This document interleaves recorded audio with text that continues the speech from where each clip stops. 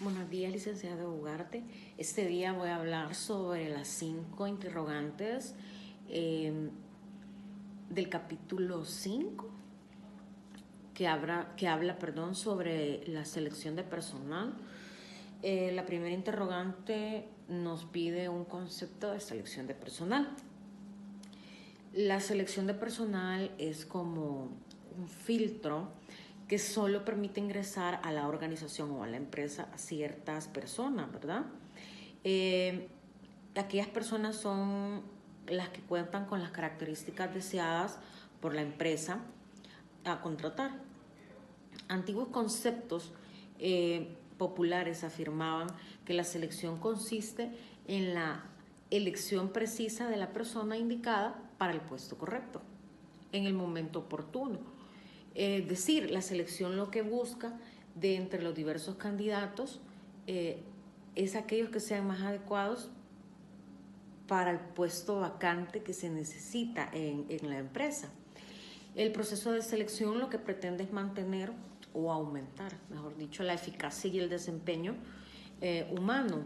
Lo que realmente está en juego es el capital intelectual que deben preservar y enriquecer. La segunda interrogante es sobre cuándo se inicia y concluye o finaliza la selección de personal.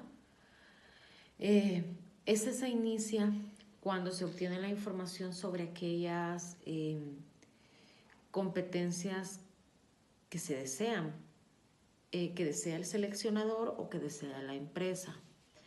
El proceso de selección tiene una base de referencia. A partir de esa información, el proceso de selección está en condiciones de convertirla a su lenguaje de trabajo, la información sobre el puesto o perfil deseado del ocupante. Se transfiere a una ficha profesiográfica que esta debe de contener aquellos atributos psicológicos o físicos necesarios para el puesto vacante o el puesto a ocupar. Hay un formato de especificaciones. Este formato de especificaciones debe contener las características que el ocupante debe poseer. Por medio de esto, el seleccionador sabe qué debe de investigar sobre los candidatos a elegir en el proceso de selección de personal. Y este también, mejor dicho, este concluye o finaliza cuando es elegido. La interrogante número 3 nos pregunta cuáles son las bases de selección del personal. Como punto número 1 podríamos hablar sobre la descripción y análisis del puesto, ¿verdad? Que la descripción y el análisis del puesto, miramos aquellos aspectos extrínsecos e intrínsecos. Este nos proporciona información acerca de los requisitos y características que debe de poseer el ocupante. Con esa información, el proceso de selección se concentra en la investigación y la evaluación de esos requisitos y en la característica que los candidatos deben de poseer. Como último punto del interrogante número 3, hablamos sobre una hipótesis de trabajo, ¿verdad? Que es cuando en caso de que ninguna de las opciones anteriores se pueda utilizar para obtener información respecto al puesto. Entonces acá se emplea una hipótesis de trabajo que es una previsión que aproxima del contenido del puesto y lo que exige del ocupante, ¿verdad? Requisitos o características, en forma de una simulación inicial. La interrogante número 4 es la que nos dice que mencionemos los pasos del proceso de selección de personal. En este hay una entrada, un procesamiento y una salida. Como entrada podemos ver el reclutamiento de los candidatos.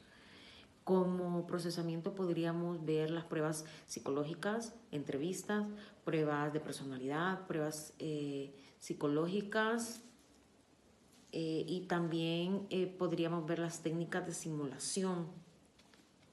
Y en la salida, pues vamos a ver aquellos candidatos seleccionados. Y como última pregunta, nos dice que quién toma las decisiones de contratar.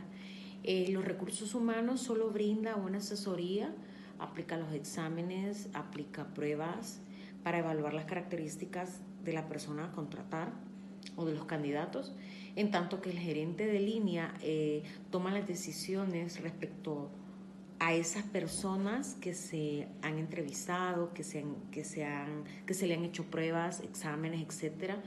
El órgano del staff de lo que es el recurso humano, él solo se convierte en un mero consultor interno y orientador para el gerente o para las personas que van a contratar. Los gerentes son los encargados de entrevistar a los candidatos y tomar la decisión de la contratación. Muchas gracias. Como pregunta número 5, nos cuestiona sobre los pros y los contras de las técnicas utilizadas en el proceso de selección. Veamos como primer punto la entrevista de selección. ¿Cuáles son los pros? 1, permite el contacto directo con el candidato. Número 2, permite la interacción directa con el candidato. Número 3, se enfoca con el candidato como persona. Número 4, permite evaluar al candidato en su comportamiento y reacción en la entrevista. Ahora los contras, podríamos ver que la técnica es muchas veces muy subjetiva y da margen como al error en la evaluación. Otro contra podría ser el que el candidato no siempre sale bien en la entrevista. Número 3, dificulta comparar a todos los entrevistados. Número 4, exige el entrenamiento del entrevistado.